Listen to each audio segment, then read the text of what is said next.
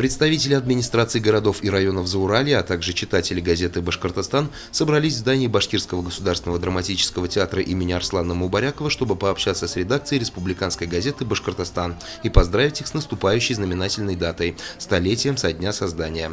Из Уфы к нам приехали заведующая культурно-литературным отделом печатного издания Лариса Абдулина, журналист Салават Абузаров и главный редактор газеты Азамат Юлдашбаев. С сибайскими рабочими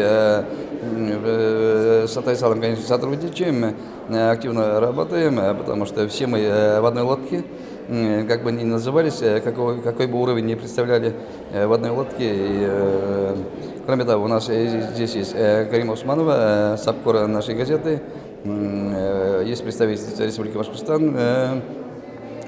Тут нет делений, потому что Сибай – это оплот не только наших читателей, не только наших авторов, но и оплот духовности, национальной духовности. Для гостей вечера были подготовлены десятки концертных номеров, танцы в исполнении народных ансамблей, воодушевляющие песни вокалистов со всего Зауралья. Редакцию газеты «Башкортостан» с наступающим юбилеем поздравил глава администрации Сибая Халид Хамзович Сулейманов. История газеты «Башкортостан» началась в 1917 году. В июне свет увидел первые номера печатного издания. Таким образом, уже летом этого года будет ровно век, как газета «Башкортостан» ведет свою деятельность в качестве средства массовой информации. Торжественный вечер по случаю юбилея прошел в душевной и дружеской атмосфере.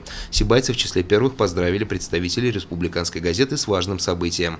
Подобные праздничные мероприятия пройдут и в других местах Башкортостана. Давид Фадеев, Данил Алибаев, Алик Кадыров, Любовь Карпова, телекомпания СТВ.